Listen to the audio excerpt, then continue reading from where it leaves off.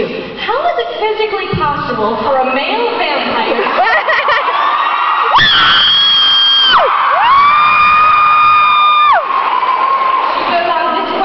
directly responds to being told that vampires can't have babies. When you were first asked the question, did you not think that it specifically applied to Bella and Edward's ability to have children together? There were several questions on this line, as you might imagine. And I picked this one specifically because I want you to imagine for the last year, me going online and reading all these, Stephenie said this quote that I never said.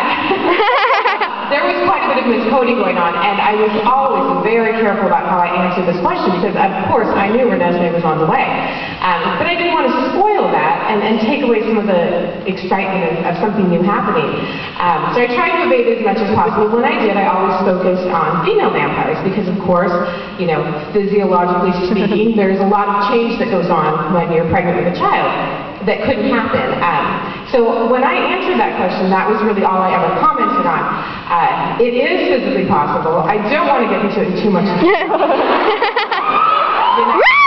knew this was going to happen, but it's a whole long thing. I'm guessing it's going to have to show up somewhere like in the Twilight Saga guide that's going to come out later. So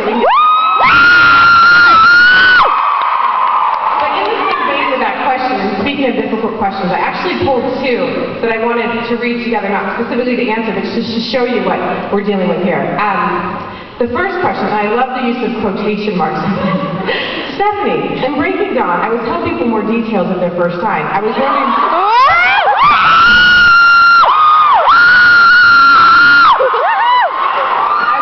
why you didn't flesh it out more.